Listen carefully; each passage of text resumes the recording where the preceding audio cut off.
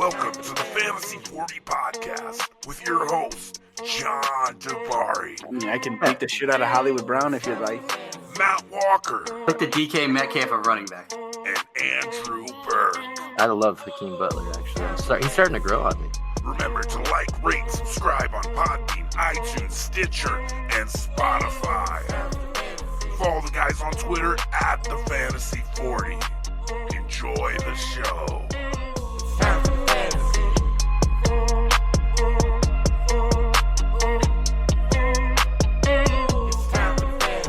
Welcome to the Fantasy 40 Podcast. We are back. Myself, Andrew Burke, John Dibari, and Matt Walker. So last week, I was out of town. Fellas recorded an episode. We got lost on the cutting room floor somehow. Just some technical difficulties. That kind of stuff happens. But I'll tell you what, I am excited to be back today. We got a game. I think, Walker, John's taking over today for a change. This should be fun, huh? Jonathan? Oh, I thought he went to you. I did say, I said, I mean, I know it's been a while since all three of us have been together, but I did.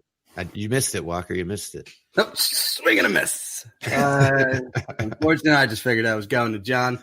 Yeah, I'm still just pissed about last week. John and I tried our damnedest to be technically proficient. Went an hour through week 10. There were some gems in there, and unfortunately didn't translate. So never happened. There's a reason one of us is the FF producer. Yeah, and my intro, as I always try to mimic the great Andrew Burke, who was not up to par what we've come to expect. So it's probably best that it happened. We need you. We can't live without you. Stop going 3 hours one way on fucking, to run a drone over someone's house. All right, it's enough. Yeah, I wish I could, man. But with that said, John, obviously, what are we in? Week 12? Jeez. It's over. This is pretty much it. This is Two over. more regular season weeks. In some leagues it's one. Some weeks this is playoff time. Depends how big your league. Is it the last week of SFB? It is the last week of Drafting with Giants. It is the last one more of Drafting with Giants. Playoffs begin this week, I believe. Oh, awesome. And Scott Fish, we got one more week.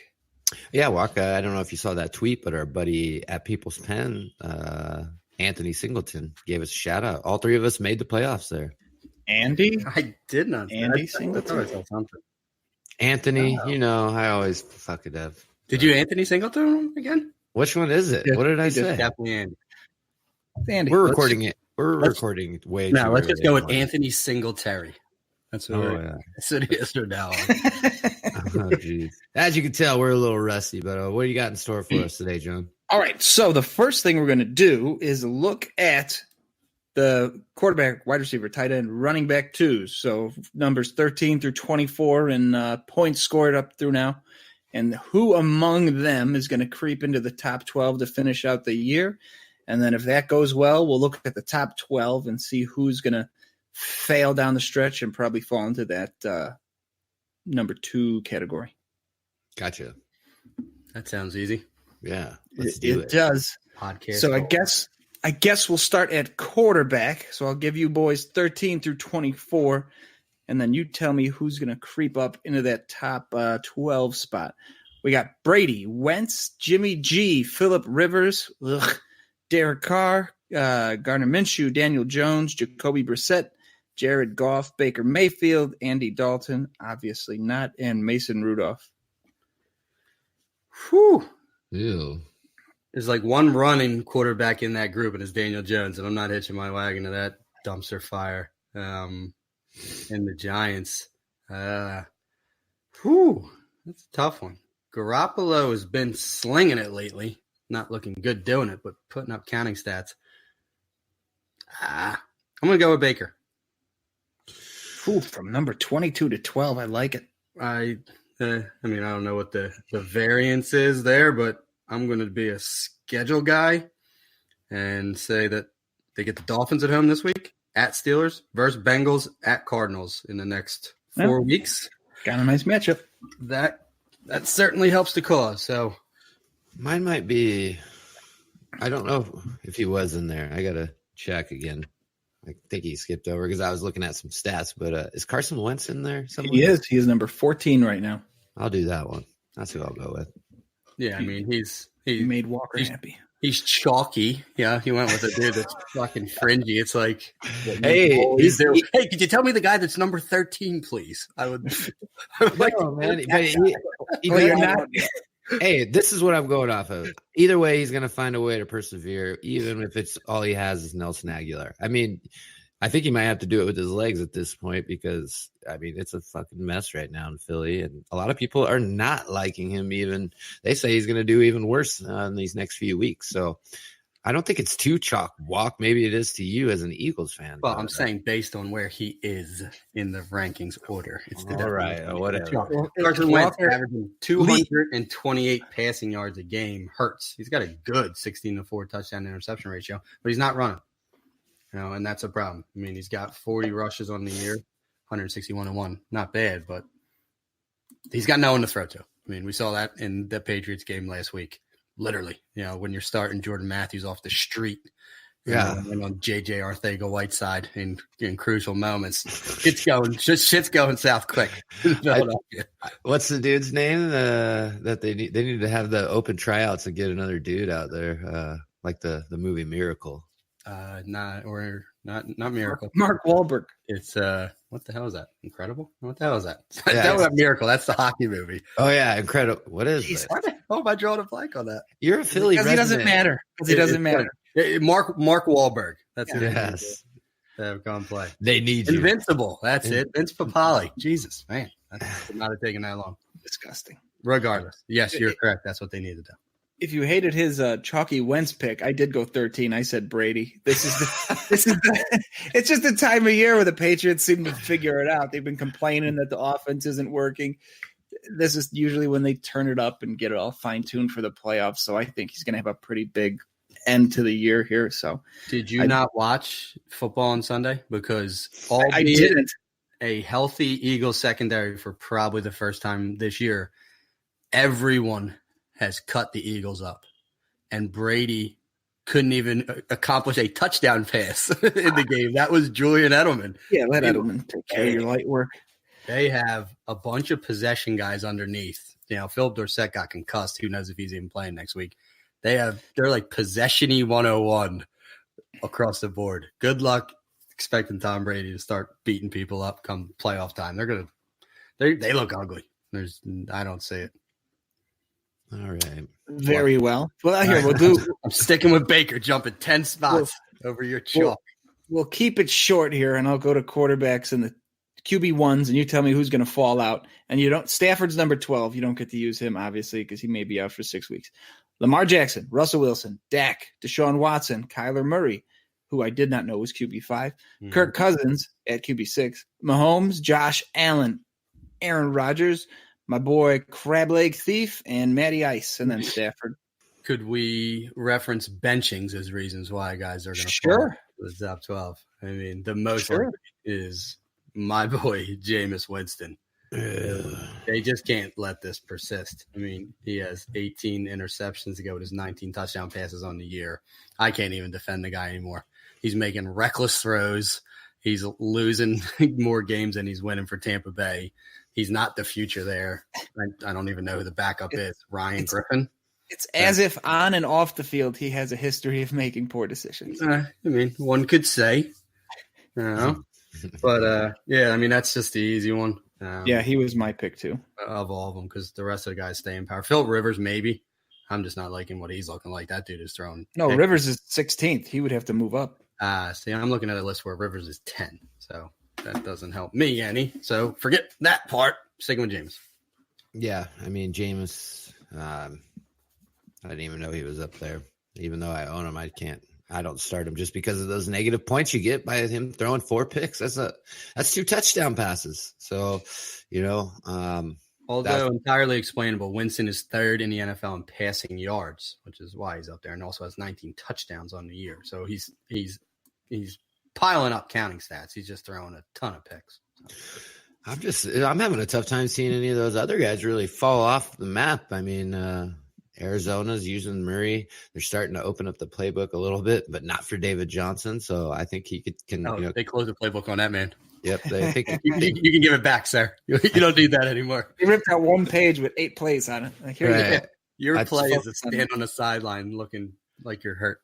Even on Tecmo Bowl, when there's only 3 plays, they're definitely not giving him the ball. So I think he concretes himself into that top 12. I mean, there's Lamar Jackson's not going anywhere. I mean, this guy is MVP right now. So I don't know. I guess Winston's a safe choice and the only choice because the rest of the guys are pretty concreted into those spots. You know, you could see. I mean, I could see a world where Cousins falls apart. Or Josh Allen, possibly. Listen, they don't want Cousins to be successful. They've just fallen into negative game scripts recently. Yeah. They want to get back to giving Dalvin Cook 30 carries a game. If they have the right game script, yeah, I could certainly see him falling a bit. Who do they play this week? They're on a bye. So he's definitely not climbing the rankings this week. But he can only go down. He can only go down. Very true. Very true. I like Josh Allen, though. I don't think he's going anywhere. I mean, he does get those rushing yards, which helps. Listen, it's almost as if this mobile quarterback thing is here to stay. What? It's crazy as it might be. Who would have thought? I mean, the only non-mobile quarterback that's showing in my top 7 is Winston. And he still has 162 rushing yards on the year. It's cheating codes aplenty. All right. Yep. All right. Let's move on. We're going to move on. Let's go to our favorite tight end. So 13 through 24 is Gerald Everett, Ebron, Ryan Griffin, Jimmy Graham, Will Dissly, obviously not going anywhere, TJ Hawkinson, Doyle, Goddard, Fant, your boy Cook. This list is full of all sorts of Walker people. Vance McDonald, Tyler Eifert. I'll start. And I know tight end list is all full of Walker people. Let's not try and put them in a tight end 2 booking. This is my position. Yeah. Okay, so now you made me forget. I was going to go with Gerald Everett. I just didn't know he was 13. I know all 3 of us have always been, kind of chalk. Fuck it. Well, you can't. Strikes again. The mad chalker. If you go around, we've been talking about this guy for 2 years, even coming out of his rookie year. When we had Singleton on the show, he said he looked good in the Senior Bowl. I mean, that's how far we go back with this guy. And I think with the struggles of Jared Goff, not being able to stretch the field, Cooks being out, Woods, and now all he has is Cup. He's hitting Everett underneath, and, that's good for Gerald Everett. And maybe he can get in the end zone a few more times because he needs to get back to running the ball. I think McVay is in a bad spot right now trying to figure out what the identity of the team is. So I could see Everett definitely getting some more burn. Oh, good luck with that one. Gerald Everett had 1 target in that Sunday night shootout versus the Bears where Goff threw it 18 times. I'm afraid of that man. 2 names stuck out to me. Ryan Griffin with Chris Herndon going on IR. He just is getting work. But I'm going to go with Jared Cook, making another rapid ascension up the ranks during this Drew Brees push where he is just peppering Cook and Michael Thomas with targets. So I'm going down the board again to someone in the 20s. Number 22 again. Both of yours have been pencil me in for the non-chalk. Obviously, Drew Brees is not in the top 12, right? Nah, he missed like 4 or 5 games. Yeah. Yeah, I mean, he missed at least 5, I believe. So okay. Drew Brees has 5 games to his credit right now. He has QB 34 and what I'm looking at. So I also went with Ryan Griffin. There's just nobody else there. That team's trash. Real quick, tight ends that may fall out. Kelsey, Hooper, Andrews, Waller, Ertz, Kittle, Ingram, Henry, Olsen, Witten, Fells, and Kyle Rudolph. What a list. Those are your tight end ones this year. I'm going to go out on a limb just because of what I saw last night. I'm going to say Henry because Phillip Rivers does not look very well. Probably the worst he looks ever. I was telling John before the show walk that he reminds me of Peyton Manning when he won that Super Bowl. Couldn't even throw the ball 7 yards without it fluttering. Yeah, I mean, just the end is near for Rivers. So it's unfortunate. I'm a huge Phillip Rivers fan, but I can see that. It's justifiable. I mean, Evan Ingram, potentially. He might not play again this year. I mean, why rush him back from whatever malady he's facing, because that team sucks. But the easy one for me, because I didn't think he was 12, was Kyle Rudolph. He's been 100% Adam Thielen out. Kyle Rudolph gets targets. Adam Thielen's going to be back after the bye. Kyle Rudolph's going to be back to being a blocking tight end. So Rudolph will plummet down the rankings from 12 probably to 30. You heard it. I went with Darren Fells. Just Houston's wide receivers are going to get healthy as the year goes on.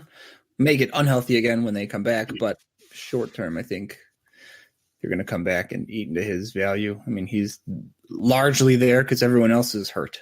Yeah. Another guy that doesn't deserve to be there is Jason Witten. And it's just not even taking a shot at the Cowboys.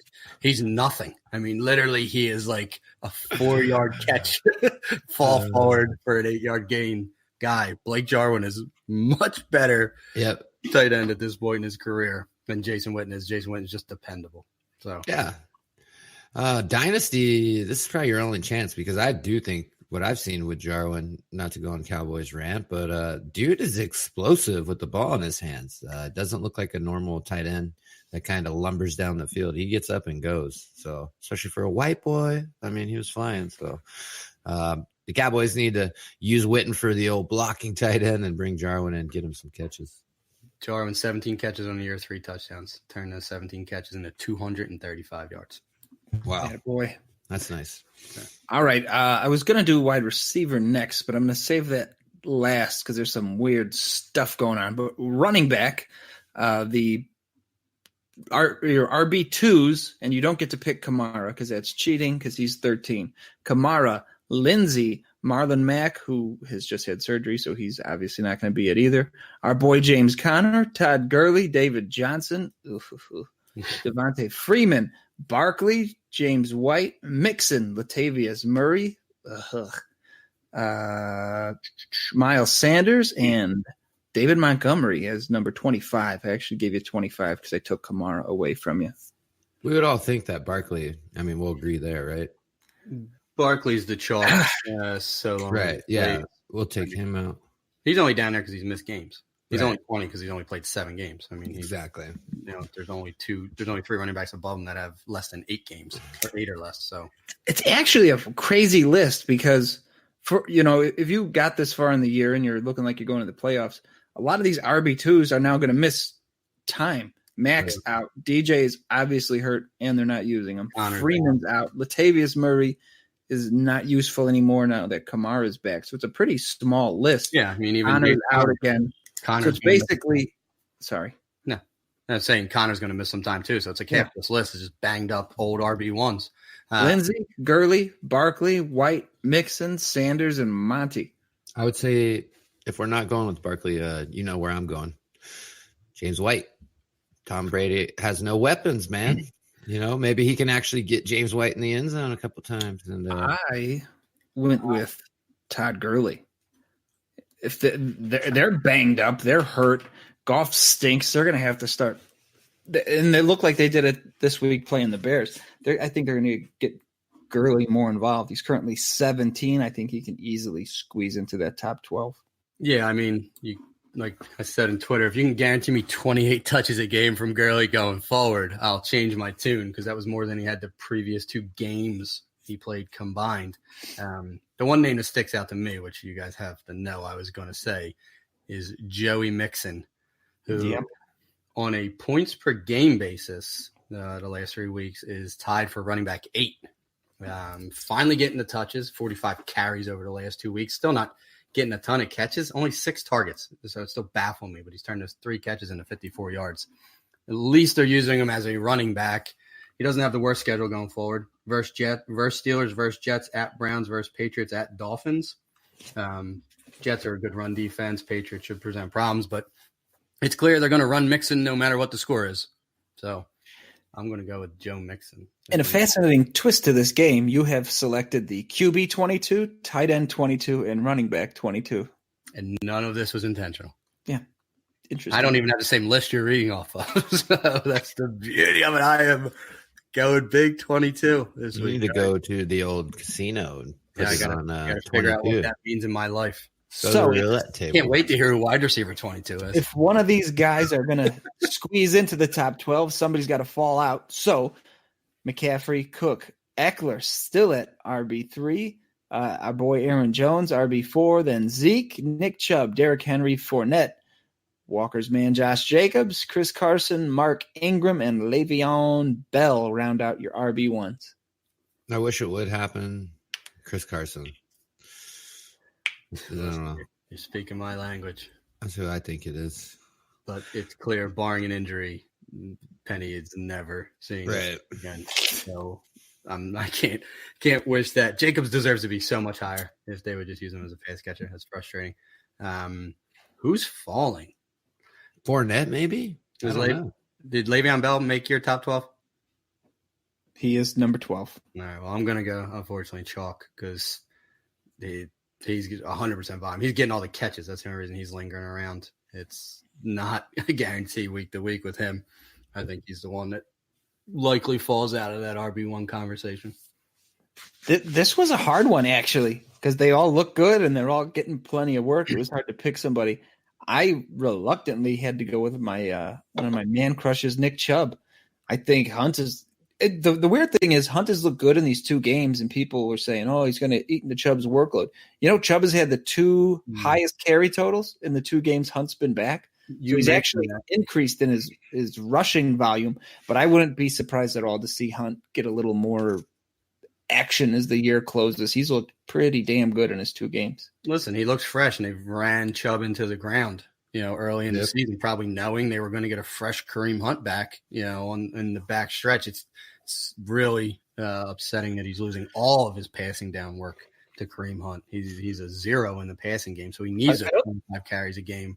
But I think his touches have gone up, even though he's lost that. Oh, yeah. I mean, listen, he had okay for fantasy carries or something. Volume, baby.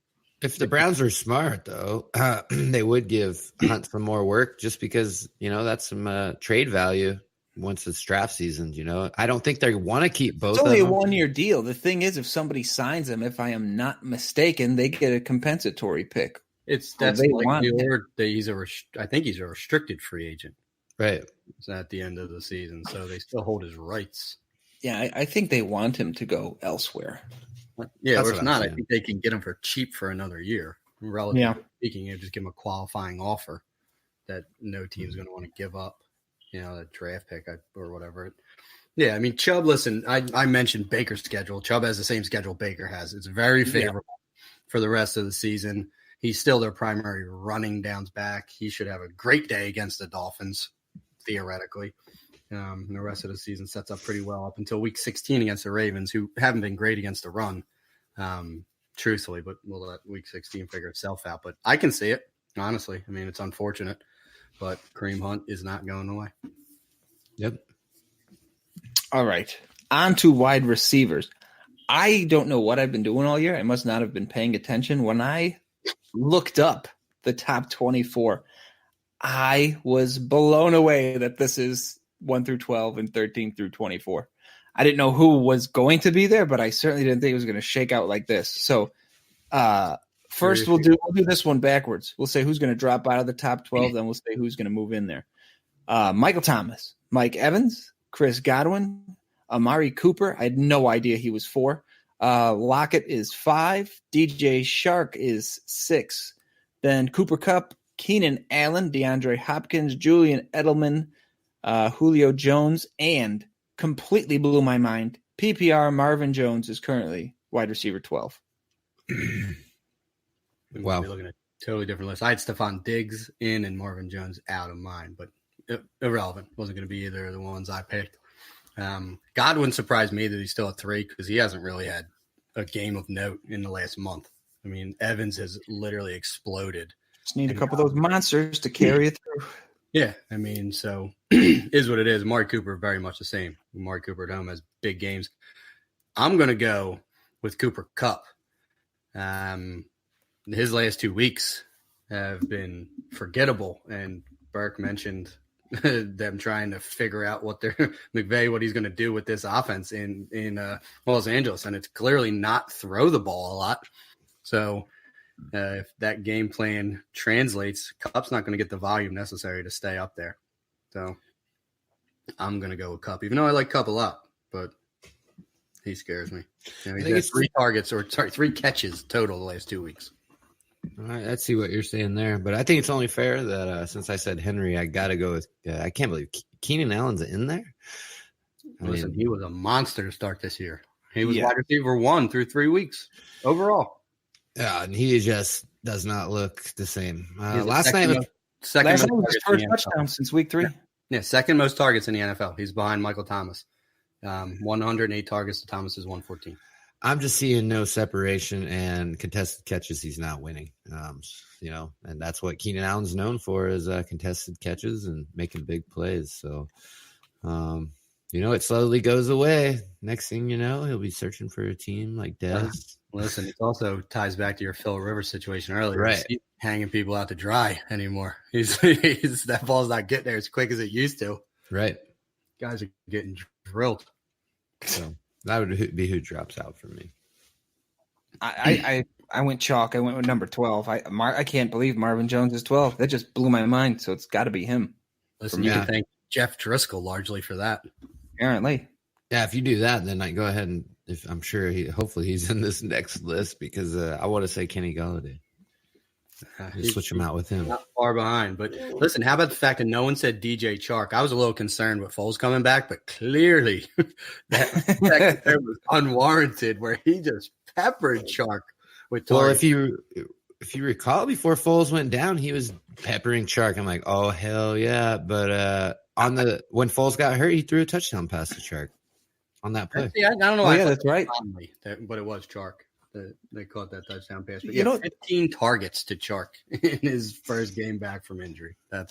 I liked Chark coming out of college, and then he didn't do much last year, and I didn't get any shares of him, and I was a prime buy low, obviously. Fuck, I had no idea he would be in the wide receiver 6 conversation. That's crazy. Listen, you want to tie this bow all together of 3 guys we literally just mentioned. You want to know who are the top touchdown scoring wide receivers in the NFL? There's 3 guys tied with 8 touchdowns. Oh, it's got to be, because it came up, it's got to be Chark, Marvin Jones, and Godwin.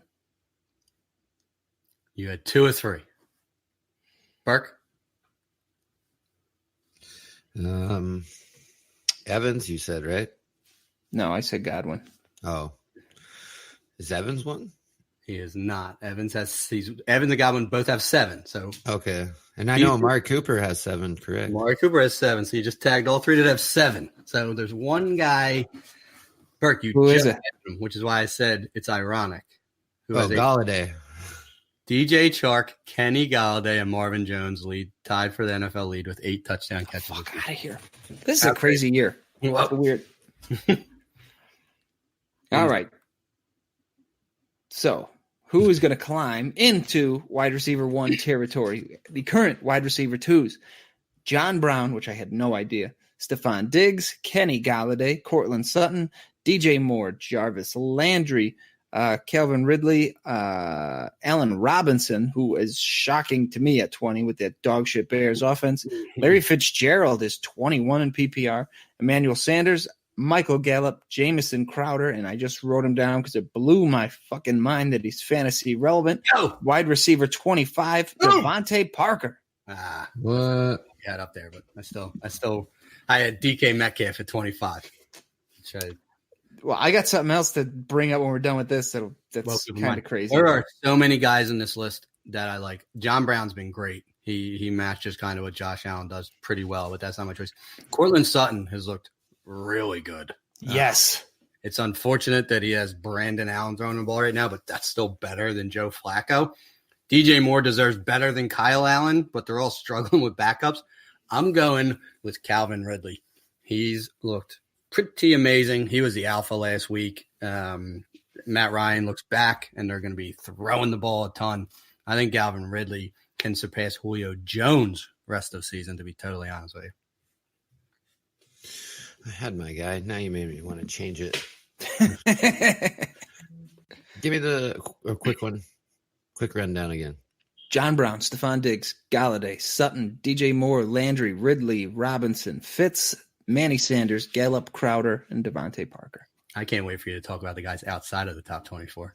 I want to go with Diggs. I think, I know it's been hit or miss, but like it's been the last 2 years. I think I say it every time. It's like, he doesn't throw Diggs the ball like he should, and then by the end of the year, it's all the Diggs show running into the playoffs. So I think Diggs is going to have a big end of the year, and I think he could probably end up at 7, 6.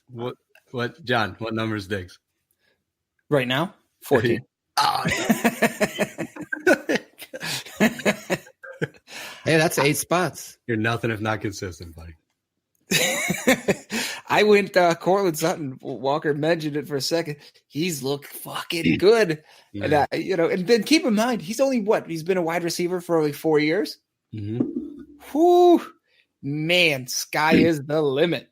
He's just a man amongst boys. Yeah, I'm excited with dog shit quarterbacks too. Yeah, what would he do on a good team? I wasn't the biggest Sutton guy coming out. Me neither. The SMU product. He's proved me wrong. He is good. He's looking really good in Denver. So here was the extra thing I wanted to add, what made wide receiver pretty crazy. So I'll give you the top 25 again. This is PPR. Thomas Evans, Godwin, Cooper, Lockett, Shark, Cup, Allen, Hopkins, Edelman, Julio. Then your wide receiver twos, John Brown, Stephon Diggs, Galladay, Sutton, DJ Moore, Landry, Ridley, Robinson, Fitz, Manny Sanders, Michael Gallup, Jamison Crowder, Devontae Parker. Listen to the shakeup when you move this to standard scoring. The very top is very similar. Then it gets wild. Mike Evans, Michael Thomas, Godwin, Cooper, DJ Shark, Galladay goes all the way up to wide receiver 6. Stephon Diggs is 7. Cooper Kupp is still up there. Tyler Lockett, Marvin Jones, Julio, Sutton is a RB1 in standard. Then wide receiver 2, John Brown, Keenan Allen, Julian Edelman, Hopkins, Ridley. Metcalf is 18. Landry, Terry McLaurin is 20. Tyreek Hill makes it up to 21. Gallup 22. DJ Moore, Parker, and then Manny Sanders for 25. There's some weird. I actually like the standard scoring rankings better than PPR this year. It's funny. You mentioned the two guys that ascended to rookies, McLaurin and Metcalf. They both have 5 touchdowns on the year, right, which would be, 30 points. The lead. So you become very touchdown centric at that point in time with some of those guys. Shit, Cole Hardman has 5 touchdowns on the year too. So crazy. It's a crazy world. Kind of a weird compare and contrast, right? Yeah, for sure. I thought you were going to talk about the guys that are not in the top 25 right now, and names like Odell Beckham, Juju Smith-Schuster, T.Y. Hilton. There's different reasons for all of these guys, but Robert Woods, guys that were perennial 1-2s for the last 3 or 4 years. Alshon Jeffrey, even to a lesser degree, that are just falling by the wayside. Thielen is due to injury, but all these guys need to be replaced. That they do. So that wraps up that. Something that was kind of weird. Article I wrote for DLF. It's not out yet, but I was looking back at rookie ADP from when the first rookie draft started in February to the last ones kind of before the season started in May, which I know they run through June. But so I compared kind of what people were doing draft-wise before the combine, before the NFL draft, and then what happened after that, and then comparing that with actual points scored among rookies. So it's kind of rookie-centric, and then the people that moved in the draft. But without looking, do you guys know who is second in total points among rookies this year? Does it matter by position? Doesn't matter. Just who do you think is number 2 in points scored? PPR? It's the same PPR or not, but go ahead. One you would assume is Kyler Murray. You're correct. So 2 probably should be Josh Jacobs. Mr. Burke? I mean, it's going to be fucking Daniel Jones, but it's not. All right, well, I'm sticking with my McLaurin? Why not? Gardner fucking Minshew. Oh shit, I forgot about him. I mean, if it's going to be a quarterback. I'm like, it's just by default. But he totally spaced. But he went undrafted. I Yeah. mean, in a lot of leagues, towards the end of he was getting picked up in a few places late. But I mean, that was What a world. if you snatched him up, boy, that worked out okay for you. And he's still QB 16 on the year, so super flex. He was very usable, even in one QB leagues, depending on what you had ahead of him. You could have been rolling him out there for a couple weeks. Sure, but the irony is, what's the Gardner Minshew story look like? Foles is back. He's got a big deal for the next 3 years. Yes, barring injury, he's there. Minshew is going to be on a rookie deal, a cheap backup who they know they can start in a pinch, so he ain't going anywhere.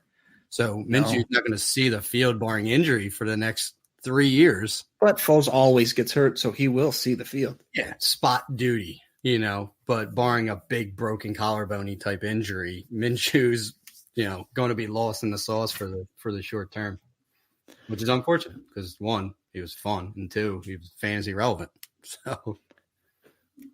So going over to wide receivers, Walker had thrown out 4 of these names already today, so this will be a decent transition. Top 5 fantasy wide receivers for out of rookies. Yeah, I know most of them. It's Metcalf, McLaurin, Slayton, Mecole Hardman. Who's 5? I know they're the top 4. I'm going to be relatively certain of that. Deebo Samuel. Oh yeah. Close. Debo is actually number 6. I was going to say, didn't get enough starts. You got anything, Burke? No, I don't know. The only person I know that's played every game is Boykin, but he doesn't do nothing. It's not Hollywood Brown. He hasn't done It is Hollywood Brown. What? Off of week 1 pretty much alone?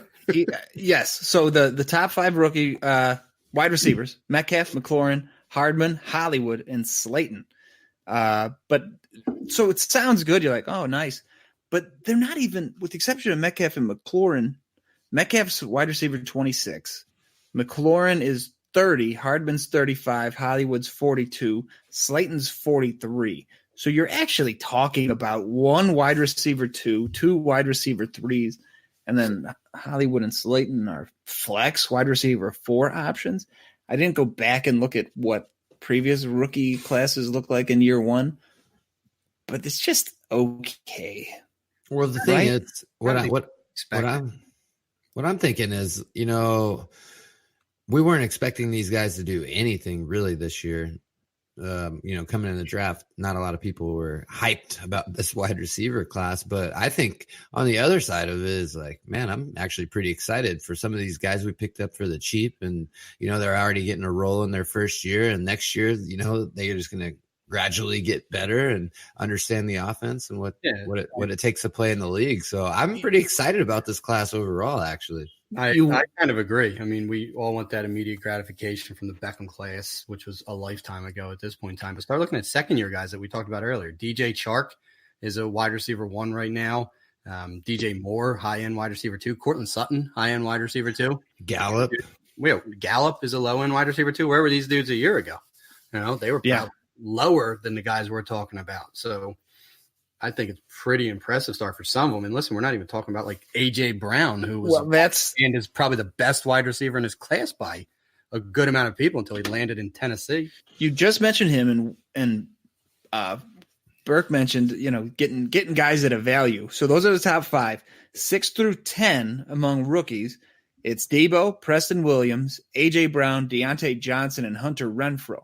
So of the top 10 scoring rookie wide receivers, 5 of those 10 were taken in rounds 3, 4, or 5 in rookie drafts. Mm-hmm. So there was some sneaky values coming out of this class. And the guys that were after the 3rd round, McLaurin, Darius Slayton, Preston Williams, Deontay Johnson, and Hunter Renfrow, they all have staying power too in their current offenses with the current players in place, so that they're actually probably going to come out of this draft being the bigger steals of the class going forward. This was definitely like you guys were touting all offseason. This was the year to grab your 3rd and 4th, pile them up, trade your first for next year's first, and you If you did that, you probably hit on quite a few of these guys. Hopefully. Yeah, I mean, looking at that top five, Walker was on Hardman pretty early in the process. I was touting Slayton for a while, and they've especially based on draft position. I mean, Hardman kind of got out of control there when they thought Hill was going to miss time, but man, they really outshine their draft position. Not in my opinion, buddy. Hardman just justified his draft position in my mind. I love how everyone went so cold on him when Tyreek Hill got reinstated. Unfortunately, it was after all rookie drafts, so he didn't get to buy that dip again. He got propped up at the worst possible time. So unfortunately, I didn't get him in. I probably would have a 99% Mecole Hardman exposure in rookie drafts if Tyreek Hill never got suspended. Instead, I own him in one place. That's it? Yeah, dude, he went early second round in every league I was in. Everyone was like, oh, Tyreek Hill out, Mecole Hardman in. That's why they draft him. Andy Reid. I'm like, you guys don't know shit. He was good regardless. He's going to be really good. But so now pivoting to running back, unless you guys have anything else to add about the wide receivers. There's only two running backs to talk about. There's four that are going to be the clear 1 through 4. I think everyone would guess who they are. It's obviously Jacobs, then Sanders and Montgomery. And then do you know who the fourth one is? Singletary? It's bing, bing, bing, bing, bing. And they were also, if I'm not mistaken, 4 of the top 5 running backs in rookie drafts. Yeah. With Henderson being the other one. Oh, no, I'm sorry. They were I was going to say. 4 of the top 6. I missed Henderson. You're right. Who was the other one? Justice Hill. Yeah, who's done absolutely nothing, buried on that Baltimore depth chart. So, like the difference, like I said, some of the wide receivers, they're flex worthy and they're guys you could play in the bye, and they were okay. Running back, man, dropped off. So running backs 5 through 10. Can either one of you give me 2 of them? Bryce Love. Are you talking about draft order? Or... No, I'm talking about where they're ranking right now. Today. Oh, gotcha. I thought you meant where they were as taken. No. There's 1 through 4, then there's 5 through 10, and pretty surprising. A couple names, I think. Oh, Alexander Madison's definitely on there. He's got enough burn. Correct. Tony Pollard, who I loved again. Correct. That's 5 and 6. Nothing of. No, that's 2. You got 2. That's good enough. Ty Johnson. He is number 7. Look at you. 5, 6, 7. Yeah. I'm just throwing out names now, trying to remember my rankings of the rookies. So I'll give you a rookie running backs 5 through 10. It's Pollard, Madison, Ty Johnson. Raquel Armstead has somehow been number 8. That's a low floor. Yes, Justice Hill, and then Darrell Henderson is 10. But here's the thing. That's just among rookies. Pollard is overall RB52. Matson is RB57. Ty Johnson, 68.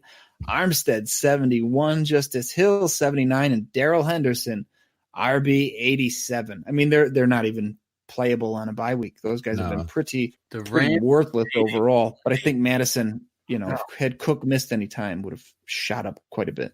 Listen, season's still not over. But Darrell Henderson, the Rams, they reached for the guy. They went up and got him, and they can't even get him on the field. Did they whiff on their evaluation, or are they just in that poor of a state? They're like, well, he's a running back and we can't run, so we can't use him. Well, but they picked him to catch the ball out of the backfield. Do something with him. For Christ's sake, I just never understand it. It's like watching the Eagles game last week where they didn't feature Miles Sanders. They were using Boston Scott. I'm like, this is finally the time. You don't have Jordan Howard plowing up the middle for 4 yards a clip, and they still don't feature the guy. I'm like, what am I missing? Why did you draft these fucking guys? Yeah. Like, you just didn't really have plans on them. They were like break glass in case of emergency backs. Mm-hmm. Integrate them into the game plan, or they're just fucking dimwits that can't pick the fucking game plan up. I think it's dimwits. It's entirely possible. Well, not even them. I think they can be dimwits who can't pick up a game plan, or, and I lean this way, I think NFL coaches are far more stupid than anyone wants to give them. Well, the opposite of give them credit. Take credit away from them. Say they're so smart, they're stupid, right? Yeah. They're smarter than everyone. We know this. It's Coach Bud Kilmer would say, you're the dumbest smart kid I know. Yeah. So, Christ, man, that is crazy how that shook out. I mean, it wasn't a heralded running back class. I mean, no one even wanted to like Josh Jacobs except for me early on. So Yeah. it was pretty shit class all in all. And it's kind of shaken out. But the thing I actually like about this class, I think if the worst case scenario played out and Cook got hurt, I think Mattson becomes super valuable. If Zeke gets hurt, Pollard becomes super valuable. They've done enough in splashes, but they're just not getting any volume. Same thing with Raquel Armstead. I think those three guys, Pollard, Mattson, and Armstead, could all be fantasy relevant if the guy ahead of him just disappears. They're probably the best handcuffs in the business, but yes, primary backs are true bell cows. So, yeah, you're right. Barring injury, they don't get enough to even be flex worthy, short and except in like a blowout scenario. But, yeah, if those starters go down, sky is the limit for those guys. Those are would you extend that to Justice Hill and Darrell Henderson if Gurley actually missed? I would want to do it for Henderson. I can't do it with Hill because Gus Edwards is still there, and Gus Edwards has looked just as good as Mark Ingram running. Totally honest with you, it would be Gus Edwards, and then Hill would be the change of pace back. So he's two guys removed from being a solution. You know, those other guys we discussed are all the man behind the man. Tight end was not very shocking. Hawkinson and Fant were the first two picked and have been the best two for fantasy. They've both been tight end twos in a year where tight end has sucked. They've both been viable streaming options. Hawkinson is tight end 18 on the year. Fant is 21. Just behind them is Dawson Knox, Irv Smith, and my man, Foster Moreau is tight end 34, which with Waller getting as much volume, being 34 is pretty impressive, I think. He gets a lot of red zone looks. He's kind of I played him this week in like 4 leagues. Yep. Got that early touchdown and disappeared, but I'll take the 7 points. Where's the old Sternberger for Green Bay? Is he getting anything? He's only played 2 games. They were so far out of the rankings, I didn't even do a 5 through 10. Wasn't even disappointing. I thought he would get a little bit more this year. Not that Green Bay's known for its tight end usage, but I just hate Jimmy Graham. So. Yeah, he was on. They put him on the pup, so I think he's literally been active for like 2 games. And Cincinnati guys just vanished. Drew Sample, what a fucking wasted pick in the 2nd round. Well, that dude was like blocking tight end. Like if anyone drafted him up and he was going to be a fantasy guy, you should rethink your.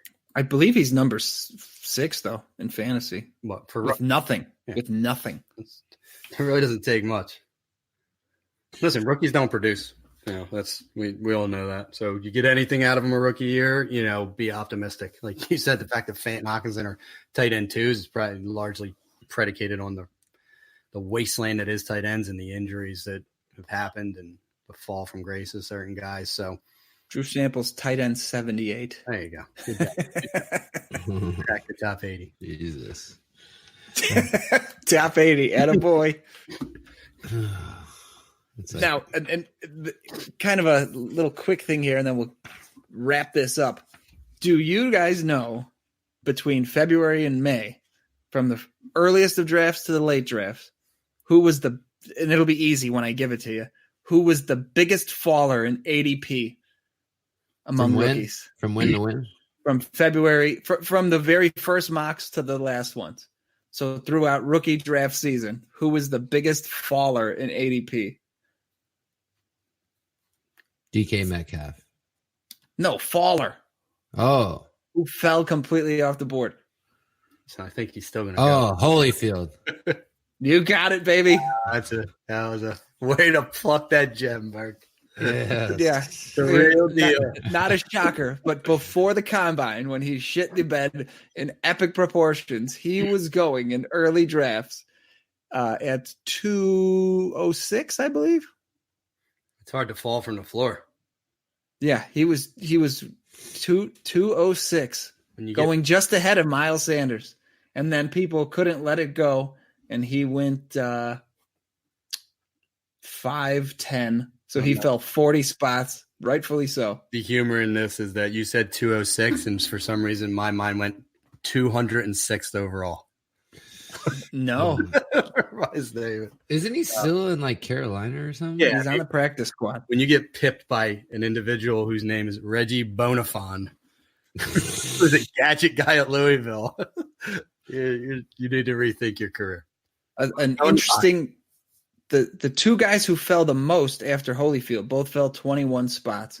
Rodney Anderson, which was rightfully so, but interestingly enough, Myles Gaskin fell 21 spots post draft, and with Balaj looking terrible, Mark Walton cut and in prison or wherever he is, and Kenyon Drake being traded to Arizona and suddenly fantasy relevant, Gaskin might have become a decent value. He went 5-4.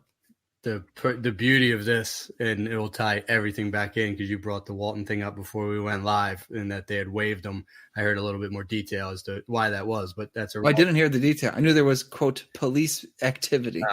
The Roto-World blurb about Walton, the last sentence, and this is just Roto-World at its finest, and I love him for it. Kalen Balaj will continue falling down as Miami's lead back. What a beauty. You don't want to go into that situation anyways. They can only run it on their first drive. Other than that, they're throwing it every other down. So. Kalen Balaj 9 for 9 with 1 touchdown and 3 catches for 8 yards. Oh boy. Just keeps proving me right. I'm not giving up. But yeah, I think Gaskin may be valuable PPR back going down to the stretch here, which would be shocking. Why can't he get on the field over Patrick Laird? There's no reason he can't. Well, he hasn't. Well, it's been 2 games. Been 1 game. There's been 2. There's 2 weeks. Walton was out last week too. He was ended last week for personal conduct before he got whatever going on with him now. You know you're fucked when you get cut from Miami. So good riddance. Good riddance. 2 of the biggest droppers in ADP from early to late drafts were Rodney Anderson fell 21, a Bengal, and Travion Williams fell 15, a Bengal. They both just vanish off the face of the earth. And another guy who I don't have the number, but Drew Sample fell from where was Drew Sample? He was being picked late in rookie drafts, and he just totally disappeared. So the scarlet letter curse was to be drafted by the Bengals this year, and people were correct letting them fall off the board because the Bengals are dog shit. I'm going to pour a little bit out for Rodney Anderson. He will never be seen in the NFL, and that kid had talent. He just was not built to play football, period. I mean, it's unfortunate. The knee got hurt, and Cincinnati's a death sentence right now. He was pretty special. That 1 year in Oklahoma, I was a big fan of Rodney Anderson's game. It's unfortunate. Well, look at Tua. He dislocated his hip on purpose. He didn't go to Cincinnati. Didn't want to play for Cincy that bad. Can't blame him. Pivoting to the big climbers, Kyler Murray went up 18 spots in non-super flex drafts. Miles Sanders climbed 16. Armstead climbed 16. Now, here's where it gets interesting. Paris Campbell went up 15 spots from early to late drafts and has done nothing, but I wonder how much of that is just Andrew Luck vanishing. Jalen Hurd climbed 12 spots. Is that a real person? Used to be. In college? Isabella and Travis Homer were the other 2 big climbers. And boy, Isabella's coming on lately, but the start of the year was nothing. Travis Homer's a fucking ghost. And 2 guys who I can't even give you a number because they were not drafted in February, but showed up in drafts in May and June. Walker's man Hardman and Burke's guy, Miles Boykin. That's not my guy. Fuck that. Yeah. I mean, we threw him out there. But he was going end of second round in rookie drafts, even though he's largely done nothing after a decent game to start the year. I believe he had didn't he catch a touchdown in weeks 1 and 3 and then nothing since then? Hey, you want to know why he was so overdrafted? Because he tested well. That's true. That was the only fucking reason. It happens. I'm guilty as anybody. Calvin Harmon was just somebody who I thought was just fascinating. People had him as the first guy in this class. I was guilty at some point, and he ended up he was picked 103 in a bunch of drafts to start the year. Following the draft, he fell to 211. Yeah. And he has disappeared completely. Before we cut this, are you team early rookie draft or late? Do you want it to be after the NFL draft, or do you want it to be after combine? Do you want it to be right before the season? Day after the draft. Yeah, I like it. I prefer early to late because we obviously pay attention to this shit all off season and do our homework, and you gain a definite advantage over more casual guys in your league. Mm-hmm. I'm a big landing spot over talent guy. So for me, the draft is super important. So I like to have it as soon as humanly possible following the NFL draft. If we started the day after the draft, I think I would prefer that. Yeah, and I understand that. I'm such a big I believe in myself proponent that I would have guys like Mecole Hardman in the 5th round of every draft if it happened before the NFL draft. I would have taken Josh Jacobs 101 everywhere in leagues before the NFL draft. But you're right, landing spot means a ton. So it's tough to weigh the two because you get such incredible value on guys if it's for landing spot because everyone values landing spot. You know what I mean? Like it's right to put emphasis on it, but that's what everyone values. There's so much of a de-emphasis on actually like looking into these players before the draft by the average dynasty owner. Yeah, but if my choice was to pick the day after the combine wraps up or the day before the NFL season starts, give me the day after the combine. Just because, like you said, we've got a podcast, we write, there's shit that we do that we're in this very early in the off season. I'm getting a huge advantage. Would I whiff on some guys? Sure. But I'm going to hit more, especially late round guys. Then you're going to whiff on guys when you know their landing spot. Yeah. You know what I mean? It's still going to happen. You lose probably that, true value of some guys that you were on early because if one team in the NFL gets clued in and then they get taken 3 rounds before anyone even thought they were going, you lose all leverage there. And unless you're willing to reach for them, you're probably not going to get the guy you've liked. Look at Mecole Hardman. Point proven. I don't own him anywhere. So who's the biggest right now, based on what we know, not counting injuries, who's been the biggest bust? It's got to be Arcega-Whiteside, right? Yeah. I mean, the Eagles reached for him because, again, he tested well again. I mean, Hakeem Butler might be in the conversation. Well, no, he's hurt. That probably wouldn't matter. That's very true. Shut up. Don't talk about Hakeem Butler. Kelvin Harmon was an epic fall. I mean, that's one you just mentioned. Damian Harris, that's just dummies. I don't know why you're taking Patriot running backs early. Yeah. Well, it's because they reached for him. That's why. Everyone thought they were sniffing something new. You can't even get on the field. Well, that'll do it for this one. Thanks, John, for giving us all that content, some fun little trivia games. Some eye openers, I thought. Yeah, it is, and it's already prepping me for this off season because it's coming up before we know it, fellas. There's only so much we can do in the fantasy playoffs for you.